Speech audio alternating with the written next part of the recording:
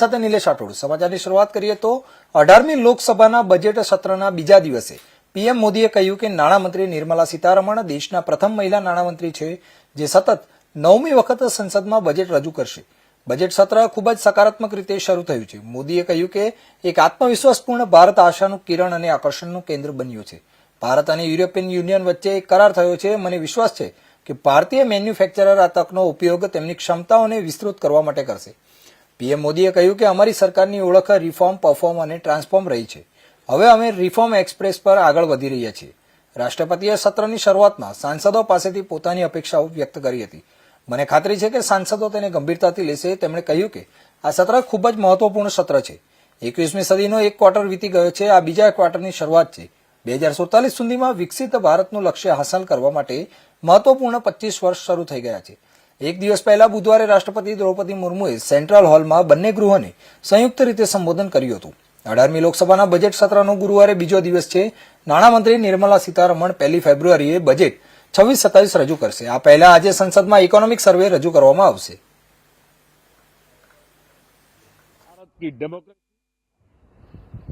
भारत की डेमोग्राफी आज दुनिया के लिए एक बहुत बड़ी उम्मीद है. तब इस लोकतंत्र के मंदिर में हम विश्व समुदाय को भी कोई संदेश दें हमारे सामर्थ्य का, हमारे लोकतंत्र के प्रति समर्पण का, लोकतंत्र की प्रक्रिया के द्वारा हुए निर्णयों का सम्मान करने का ये अवसर है और विश्व इसको जरूर स्वागत भी करता है, स्वीकार भी करता है. आज जिस प्रकार से देश आगे बढ़ रहा है, आज समय व्यवधान का नहीं है, आज समय समाधान का है. आज प्राथमिकता व्यवधान नहीं है, आज प्राथमिकता समाधान है. आज भूमिका व्यवधान के माध्यम से रोते बैठने की नहीं है, आज हिम्मत के साथ समाधानकारी निर्णयों का कालखंड है. मैं सभी माननीय सांसदों से आग्रह करूंगा कि वे आए, राष्ट्र के लिए आवश्यक समाधानों के दौर को हम गति दें, निर्णयों को हम शक्ति दें और लास्ट माइल डिलीवरी में हम सफलतापूर्वक आगे बढ़े. साथियों, आप सबका बहुत बहुत धन्यवाद, बहुत बहुत शुभकामनाएं. 21वीं सदी का 1/4 हिस्सा बीत चुका है. ये दूसरे चौथाई का प्रारंभ हो रहा है और 2047 विकसित भारत के लक्ष्य को प्राप्त करने के लिए ये महत्वपूर्ण 25 वर्ष का दौर आरंभ हो रहा है और ये दूसरे क्वार्टर का, इस शताब्दी की दूसरे क्वार्टर का ये पहला बजट आ रहा है और वित्त मंत्री निर्मला जी देश की पहली वित्त मंत्री ऐसी है, महिला वित्त मंत्री ऐसी है जो लगातार 9वीं बार देश के संसद में बजट प्रस्तुत करने जा रही है. ये अपने आप में एक गौरव पल के रूप में भारत के संसदीय इतिहास. સાસણગીરમાં મુખ્યમંત્રી ભૂપેન્દ્ર પટેલનું રાત્રિ રોકાણ. રાત્રિના પાનના ગલ્લે બેસીને ચા પીધી તેમજ સ્થાનિક લોકો સાથે ચર્ચા પણ કરી. મુખ્યમંત્રી સાસણગીરની બજારમાં નીકળતા સ્થાનિકો મોટી સંખ્યામાં ભેગા થયા હતા. મુખ્યમંત્રીએ સિંહ સદનની બહાર નીકળીને વેપારીઓ અને પ્રવાસીઓને મળ્યા હતા. તેઓએ સ્થાનિક નાગરિકોના ખબર અંતર પૂછી સ્થાનિક લોકો સાથે ચા પીને શુભકામના પાઠવી હતી.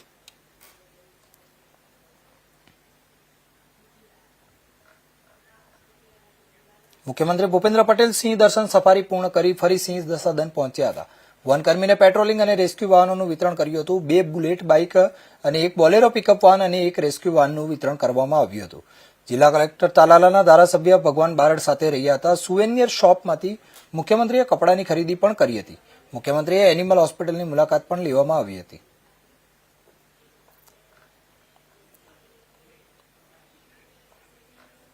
મુખ્યમંત્રી ભૂપેન્દ્ર પટેલે સાસણ ગીરમાં ગીર જંગલ સફારીની મુલાકાત લઈ સિંહ દર્શન કર્યા હતા. ગીરમાં સિંહના સંવર્ધન માટેની બહુસ્તરીય કામગીરીની માહિતી મેળવી વનકર્મીઓને પ્રોત્સાહિત પણ કર્યા હતા. મુખ્યમંત્રી ભૂપેન્દ્ર પટેલે આજે વહેલી સવારે સાસણ ગીરમાં જંગલ સફારીનો નજારો માણ્યો હતો. સાથે જ મુખ્યમંત્રી ભૂપેન્દ્ર પટેલે ગીર સફારીમાં સિંહ દર્શન કરવાની સાથે સાથે નિર્ભય મુક્ત રીતે વિહરતા સિંહ સહિતના વન્યજીવોને નિહાળી મુખ્યમંત્રી આનંદિત થયા હતા. મુખ્યમંત્રી ભૂપેન્દ્ર પટેલે આજે ગીર સફારીમાં કેરંબા થાણા વિસ્તારની મુલાકાત લીધા બાદ જુદા જુદા 2 વિસ્તારમાં સિંહોને નિહાળ્યા હતા. ગીર અને સમગ્ર સૌરાષ્ટ્રના સિંહોની વસાહતવાળા વિસ્તારમાં વર્ષ 2025ની વસ્તી ગણતરી પ્રમાણે 891 સિંહ હોવાનું સામે આવ્યું છે. ગીર સફારી પાર્ક અને સંલગ્ન વિસ્તારમાં હાલ પ્રવાસીઓમાં જંગલ મુલાકાત અને વન્યજીવ દર્શનના 13 રૂટ છે. વડાપ્રધાન નરેન્દ્ર મોદીની 3 માર્ચની વાઇલ્ડ લાઇફની દિવસની ઉજવણી અંતર્ગત તેમની મુલાકાત બાદ ગીરમાં પ્રવાસીઓનો વધારો થયો છે, જેના કારણે રોજગારીની તકો પણ વધી છે. મુખ્યમંત્રી ભૂપેન્દ્ર પટેલની સાસણના નાયબ વન રક્ષક પ્રશાંત તોમર સાસણમાં વન વિભાગ દ્વારા સિંહ અને વન્યજીવોના સંરક્ષણની કામગીરીની માહિતી અપાઈ હતી, જેમાં મુખ્યમંત્રી દ્વારા ગીરની મુલાકાત દરમિયાન વન વિભાગના વરિષ્ઠ અધિકારીઓ પણ ઉપસ્થિત રહ્યા હતા.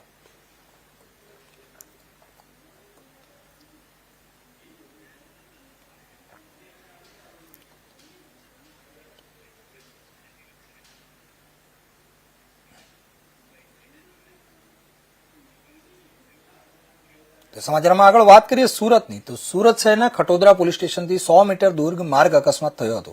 100 થી 120 કિલોમીટર કલાકની સ્પીડે એક BMW કાર રિક્ષા સાથે અથડાઈ હતી. 31 વર્ષીય રિક્ષા ચાલક નીતિન પાટીલ ઘાયલ થયા હતા અને નીતિન પાટીલને માથા અને પીઠના ભાગે ઈજા થઈ હતી. અકસ્માત બાદ BMW ચાલક ભાગી ગયો હતો.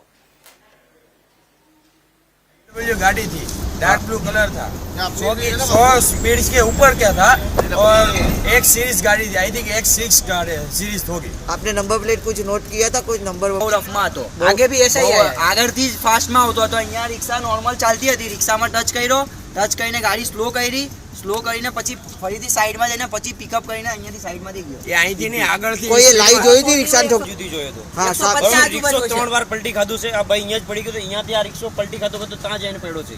ઓકે. 150 આજુબાજુ. આ છે ભાઈ રિક્ષાવાળા ભાઈ. સમગ્ર દેશમાં એસઆઈની કામગીરી ઘણા સમયથી પૂરજોશમાં વહીવટી તંત્ર દ્વારા કરવામાં આવી રહી છે, ત્યારે અમરેલી જિલ્લામાં પણ એસઆઈની કામગીરી પૂરજોશમાં ચાલી રહી છે. વડિયા તાલુકામાં રજાઓના દિવસોમાં પણ મામલતદાર કચેરી ખાતે અધિકારી દ્વારા એસઆઈની કામગીરી કરવામાં આવી.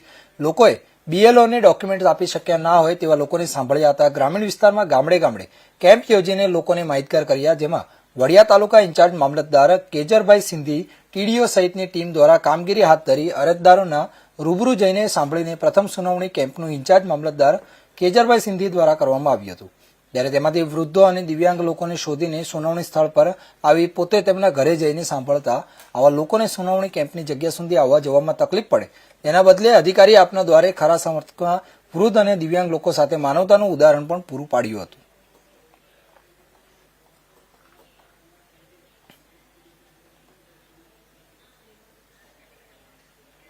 બનાસકાંઠા જિલ્લામાં બટાકાના ભાવમાં અચાનક થયેલા મોટા ઘટાડાને કારણે ખેડૂતોને મુશ્કેલીમાં મુકાયા છે. આ વર્ષે સારા ઉત્પાદન છતાં વાવેતરનો ખર્ચ પણ નીકળતો ન હોવાથી ખેડૂતો સરકાર પાસે સબસિડી અથવા ટેકાના ભાવે ખરીદીની માંગ કરી રહ્યા છે. બનાસકાંઠાના ડીસા, અમીરગઢ અને વડગામ પંથકમાં દર વર્ષે મોટા પાયે બટાકાનું વાવેતર થાય છે. ગત વર્ષે સારા ભાવ મળવા છતાં આ વર્ષે ખેડૂતોએ મોંઘા બિયારણ લાવીને વધુ વાવેતર કર્યું હતું, જેના પરિણામે ઉત્પાદન પણ પુષ્કળ થયું. જોકે ખેતરોમાંથી બટાકા કાઢવાની શરૂઆત થતાં જ ભાવમાં અચાનક મોટો ઘટાડો નોંધાયો હતો. ગત વર્ષે ખેડૂતોને 1 મણ એટલે કે 20 કિલો બટાકાના ₹230 થી 250 મળતા હતા, જ્યારે આ વર્ષે હાલ ₹90 થી 150 જ મળી રહ્યા છે. આ ભાવ ખેડૂતોને વાવેતર ખર્ચ માટે પણ પૂરો પાડી શકતા નથી. ખેડૂતોના મતે તેમણે ₹1500ના મોંઘા બિયારણ, ખાતર અને ખેડાઈ પાછળ રાત દિવસ મહેનત કરી હતી. ખેડૂતો જણાવી રહ્યા છે કે તેમને પ્રતિ વીઘે ₹30 થી 35 હજારનો ખર્ચ થયો છે, જે પણ વસૂલ થતો નથી. જો સરકાર સબસિડી નહીં આપે અથવા ભાવમાં વધારો નહીં કરે તો તેઓ દેવાદાર બની જશે તેવી ભીતિ સેવાઈ રહી છે. મારું નામ પ્રકાશભાઈ બાબુભાઈ માળી, હું રહેવાસી એકદાગઢનો છું. અમે દર સાલથી બટાકાનું વાવેતર ચાલુ છે અમારું. પણ ગઈ સાલના બટાકાના ભાવ ઊંચા હતા, 18-20 રૂપિયા હતા. એની સરખામણીમાં આ સાલ બટાકાના ભાવ એકદમ નીચા છે. 8-9 રૂપિયા બટાકો વેચાઈ રહ્યું છે. બિયારણના ભાવ બી ઊંચા છે. બિયારણ ઊંચા ભાવે અમે લાવ્યું હતું 1200 રૂપિયે, અને ડીએપી ખાતર બી ભાવ ઊંચા ભાવે છે. એના કારણે અમારે બટાકામાં જે અમે વાવીએ છીએ અમારું નુકસાન જવાના વાળા છે. અમે વાવી તો લગભગ 30-35 વીઘા વાયેલું છે. ગઈ સાલ બી 30-35 વીઘા હતું, આ સાલ બી 30-35 વીઘા છે. ગઈ સાલની આ સાલની સરખામણીમાં નુકસાનનો વારો છે. માંગ છે કે સરકાર કઈ સહાય કરે એવી માંગ છે અમારી. રાજકોટ જિલ્લાના ધોરાજીમાં નગરપાલિકા દ્વારા વિતરણ થતી પીવાના પાણીની પાઇપલાઇનમાં ભંગાણ સર્જાયું છે. સ્ટેશન રોડ પર ભાદર કોલોની નજીકથી પસાર થતી લાઇન તૂટતા હજારો લીટર પાણી વેડફાયું હતું. રસ્તાઓ પર નદીઓ વહેતી હોય તેવા દ્રશ્યો સર્જાયા હતા. ઉલ્લેખનીય છે કે થોડા દિવસ અગાઉ જમનાવાડ રોડ પર પણ આવી જ ઘટના બની હતી. એક તરફ ધોરાજીમાં અઠવાડિયામાં માત્ર એક વખત જ પાણી વિતરણ થાય છે, ત્યારે બીજી તરફ પાઇપલાઇન ભંગાણથી હવે પાણી વિતરણ વ્યવસ્થા પણ વધુ ખોરવાશે.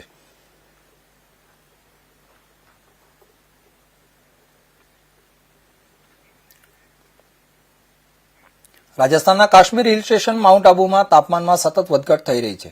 બુધવારે તાપમાનમાં 6 ડિગ્રીનો ઘટાડો થયો હતો. જો કે બુધવારે આપણે આગાહી કરી હતી તેમાં વાદળો દૂર થતા અને જોરદાર પવનો ઓછા થતા આજે માઉન્ટ આબુમાં તાપમાનમાં 6 ડિગ્રીનો ઘટાડો થયો હતો. માઉન્ટ આબુમાં તાપમાન -4 ડિગ્રી નોંધાયું હતું. માઉન્ટ આબુથી 3 કિલોમીટર દૂર આવેલા ચાંદમારી વિસ્તારમાં -5 ડિગ્રી તાપમાન નોંધાયું હતું. જ્યારે અરવલ્લી પ્રદેશના સૌથી ઊંચા શિખર ગુરુ શિખરમાં પણ -5 ડિગ્રી તાપમાન નોંધાયું હતું. માઉન્ટ આબુના polo ground, Chachain ground, retreat, Hetamji, Chandmari વિસ્તાર, દિલવારા, અચલગઢ અને ગુરુ શિખરના બગીચાઓ અને ખેતરોમાં બરફનો હળવો પડ જોવા મળ્યો હતો. જાન્યુઆરીના છેલ્લા અઠવાડિયામાં પહેલીવાર માઉન્ટ આબુમાં બર્ફીલા દ્રશ્યો જોઈ રહેલા પ્રવાસીઓ બર્ફીલા દ્રશ્યોની રાહ જોતા માઉન્ટ આબુમાં 2 થી 3 દિવસ વિતાવતા ઘણા પ્રવાસીઓ છેલ્લા 31 વર્ષનો રેકોર્ડ તૂટવા છતાં હજુ પણ બર્ફીલા આનંદનો અનુભવ કરી રહ્યા છે. અમારા સંવાદદાતા અનિલ એરણે ચાંદમારી ખાતે હાજર સ્થાનિકો સાથે અને પ્રવાસીઓ સાથે ખાસ વાતચીત કરી હતી. તેનો આ એક વિશેષ અહેવાલ જુઓ. माउंट आबू में चाहे 29 जनवरी 2 दिन रह गए हों जनवरी के खत्म होने में, लेकिन जिस प्रकार से हसीन मंजर माउंट आबू का ये चांदमारी का दिखाई दे रहा है, और कहीं ना कहीं माउंट आबू का जो तापमान में 2 दिन में जो है 12 डिग्री की गिरावट आई है. कल भी 6 डिग्री की गिरावट थी, तापमान 2 डिग्री पे था, आज -4 डिग्री जा चुका है. और कहीं ना कहीं जिस प्रकार से अब पर्यटक जो है वापस माउंट आबू की ओर रुख कर सकते हैं. कई पर्यटक जो है लगातार 2 से 3 दिन से इंतजार कर रहे थे. उन्हें आज चारों ओर जो है माउंट आबू का हेटम जी कह दो, चाचाइन गार्डन कह दो, पोलो ग्राउंड कह दो, कई जगह पे बर्फ जमी. और हम यहाँ पे चांदमारी क्षेत्र में है जो माउंट आबू से 3 किलोमीटर दूर पड़ता है. आप बताइए कि किस प्रकार का मंजर है माउंट आबू का, और ये दिखाई दे रहा है कि बर्फीला मंजर जो है जनवरी के अंदर दिखाई दे रहा है. ये आज जनवरी के आखिरी वीकेंड के अंदर, आज 29 जनवरी के दिन पूरी बर्फ़ की चादर बिछी हुई है. -5 डिग्री टेम्परेचर हो रहा है यहाँ कंटिन्यू. 15 दिन के अंदर कभी -7, कभी -6, कभी -5 ये टेम्परेचर चालू ही है. और सब ये बहुत पहले जब देखते थे, जब ये कभी नवंबर दिसंबर में देखते थे, लेकिन अभी जनवरी में भी देखने को मिल रहा है. जनवरी में पहली बार देखने को मिल रहा है. कहते हैं कि 31 साल का रिकॉर्ड टूटा है. बर्फीला मंजर आज जनवरी खत्म होने को है, क्या कहना चाहेंगे आप? हम जब छोटे थे तो बचपन में नवंबर या दिसंबर के नवंबर के एंड में या दिसंबर के स्टार्टिंग में इस तरह का देखते थे, लेकिन इस तरह से जब जनवरी का एंड होने वाला, आज 29 जनवरी को इस तरह से दिख रहा है. पूरा एनवायरनमेंट चेंज हो गया. इस वजह से मौसम भी आगे सरक गया और बर्फ जम रही है. जैसा कि लोग मानते हैं कि माउंट आबू में जिस प्रकार से अब की बारिश भी बहुत अच्छी हुई है और कहीं ना कहीं गर्मी भी पड़ी है, तो जो मौसम है वो कहीं ना कहीं बदलाव ले रहा है. और अब की जो जिस प्रकार का मौसम दिखाई दे रहा है, हर बार होली तक यहाँ पे ठंड पड़ती है. इसी प्रकार का मंजर जो है लगातार फरवरी तक दिखाई दे सकता है. कैमरा पर्सन सुनील आचार्य के साथ अनिल एरन, इंडिया न्यूज, माउंट आबू से.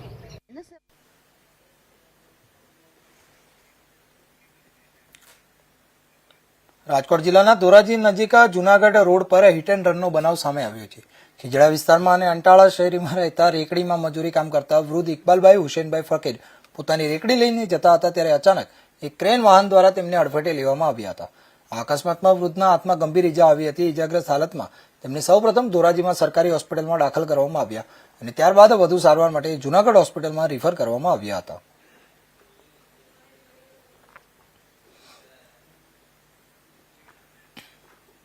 વલસાડ જિલ્લા પોલીસે પ્રોહિબિશન એક્ટ હેઠળ મોટી કાર્યવાહી હાથ ધરીને અંદાજે ₹1,50,00,000ની કિંમતનો વિદેશી દારૂનો જથ્થો નષ્ટ કર્યો છે. ભીલાડ આરટીઓ ચેકપોસ્ટ ખાતે કુલ 53,480થી વધુ બોટલ વિદેશી દારૂનો નાશ કરવામાં આવ્યો હતો.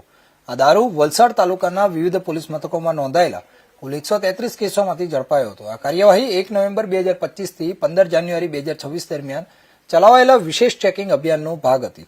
જિલ્લા પોલીસ અધિક્ષક યુવરાજસિંહ જાડેજાના માર્ગદર્શન હેઠળ વલસાડ સિટી, વલસાડ રૂરલ અને ડુંગરી પોલીસ મથકની ટીમોએ આ દારૂ ઝડપ્યો હતો. નિયમ મુજબ એસઓપી પ્રક્રિયા પૂર્ણ કરીને સંબંધિત કોર્ટના આદેશ મેળવ્યા બાદ દારૂના નાશ માટે મંજૂરી લેવાઈ હતી. મંજૂરી મળ્યા બાદ આજે ભીલાડ આરટીઓ ચેકપોસ્ટ ખાતે દારૂનો નાશ કરવામાં આવ્યો હતો. આ દરમિયાન પારડી, ધરમપુર અને વલસાડ વિભાગના પ્રાંત અધિકારીઓ, નશાબંધી અને આબકારી વિભાગના અધિકારીઓ તેમજ પોલીસ અધિકારીઓ હાજર રહ્યા હતા.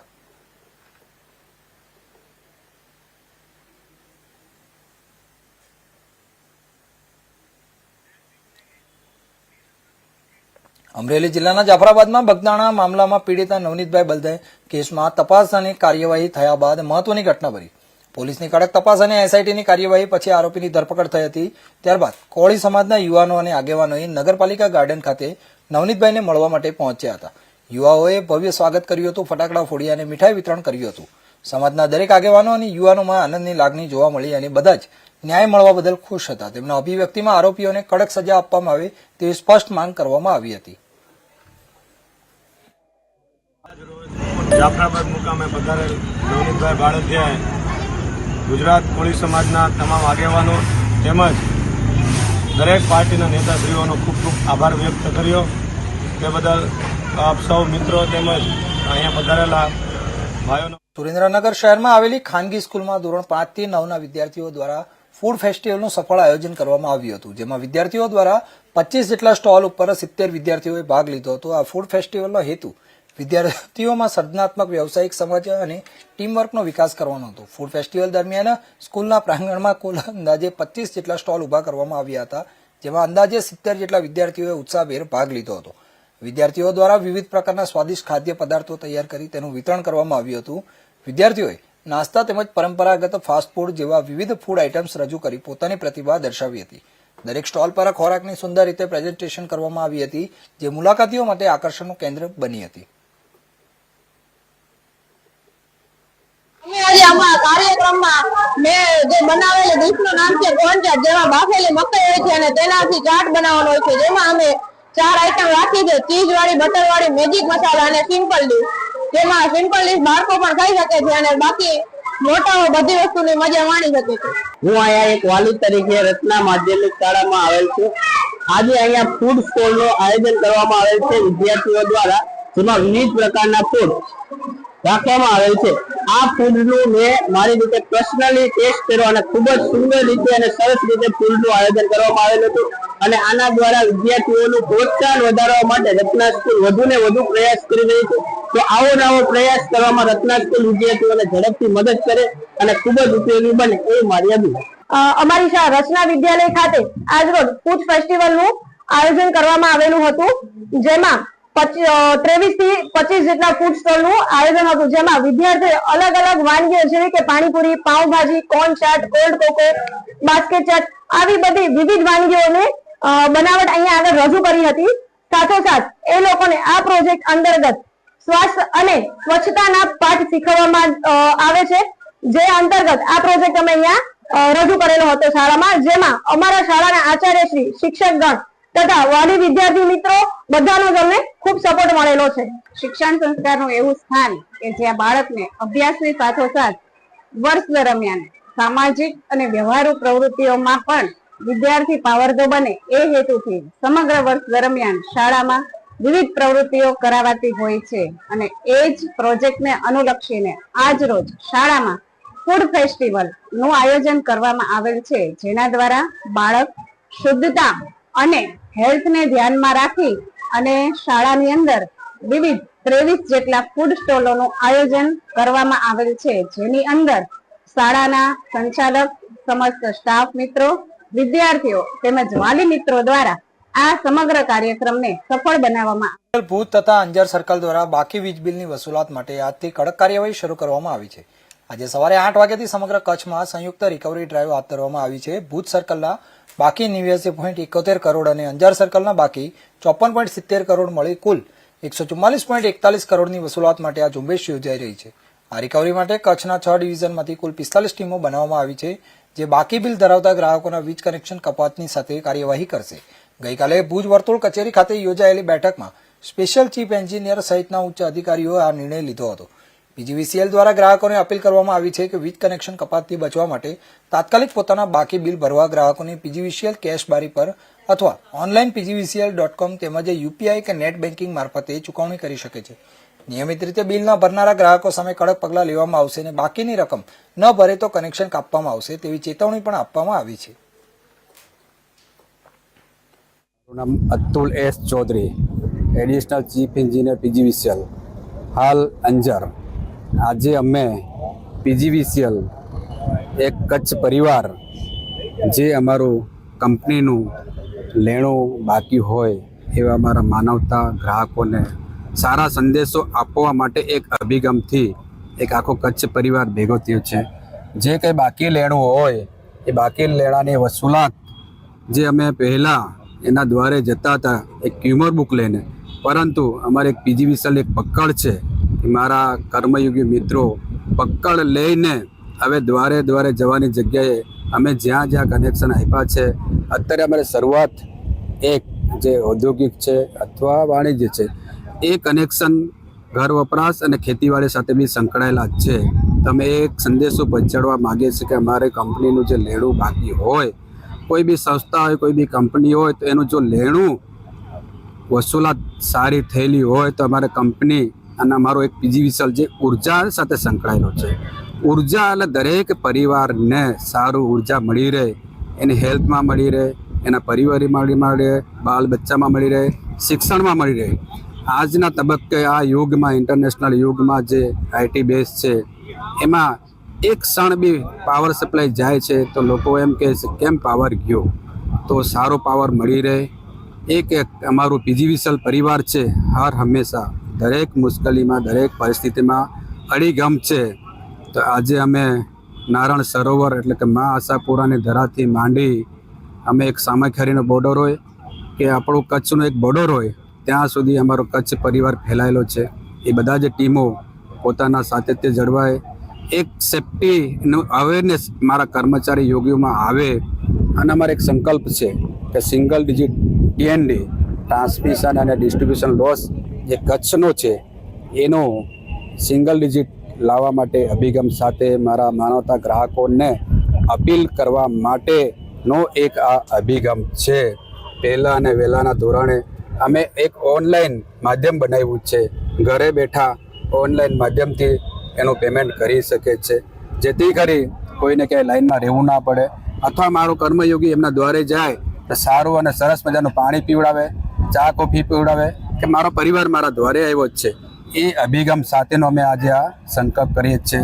ભારત માતા કી જય. નામ ભરત કે મહેશ્વરી છે. હું અકાઉન્ટ ઓફિસર તરીકે અંજાર સર્કલ ઓફિસમાં ફરજ બજાવું છું. આજે જે મેગા ડિસ્કનેક્શન ડ્રાઈવ અમે ગોઠવેલી છે, કુલ એમાં 40થી વધારે ટીમો આયોજન કરેલું છે. એમાં અંજારમાં 5 છે, મેઘપરમાં 5 ટીમો કરેલી છે, ગાંધીધામમાં 4 છે, આદિપુરમાં 4 છે, રામબાગમાં 6 છે, ભચાઉના એરિયા છે એમાં 10 ટીમો છે ને 10 એવી છે સામખિયારીની છે આપણે એમ. એટલે અંજાર અને ભુજ વર્તુળ કચેરી બેની સંયુક્ત ટીમોનું આયોજન આપણે કરેલું છે ને જેના પ્રચાર પ્રસાર ને જાગૃતિ માટે 2 સર્કલ તરફથી કન્ટિન્યુઅસ આ છેલ્લા વીકથી પ્રેસ નોટોના માધ્યમથી પ્રજાને જાગૃત કરવામાં આવ્યો હતો કે તમારા જે વીજ લેણા બાકી હોય એ તમે ભરી નાખો. ઓનલાઈનનું સરસ માધ્યમ, સરળ અને બહુ વિશ્વસનીય માધ્યમ આપણું ઓનલાઈનનું છે, જેનું પણ તમે ઉપયોગ કરો. બરાબર, આવડી બધી જાગૃતતા છતાં પણ ઘણા બધા એવા ગ્રાહકો છે કે જેનું હજી પેમેન્ટ બાકી છે. તો આ વખતે આ બધી ટીમો છે એ દરેક સ્થળ ઉપર જશે, ઈ કનેક્શનો કાપશે ને ફરજિયાત એ બધા ગ્રાહકોને ઈ કેવાયસી કરવા માટે ઓફિસે આવવું પડશે. ઈ કેવાયસીનું પ્રોસિજર એવું છે કે એના અત્યારની માલિકી પુરાવા બરોબર, કે ભાઈ અત્યારે એ પ્રોપર્ટી છે, એ લીઝ છે, અત્યારે એમના નામ ઉપર જ છે, બરોબર, એમની સિક્યુરિટી ડિપોઝિટ રિવ્યૂ થશે, એટલે આ બધી પ્રોસેસ થશે, એના પછી જ રિકનેક્શન ઓર્ડર કાઢવામાં આવશે. તો આજનું આયોજન એવી રીતે છે અને સૌ પ્રજાજનોને અમે રિક્વેસ્ટ કરીએ છીએ કે આ બધામાં અમને. તો સમાચારોમાં હાલ બસ આટલું જ. વધુ સમાચાર માટે જોતા રહો ઇન્ડિયા ન્યૂઝ ગુજરાત. નમસ્કાર.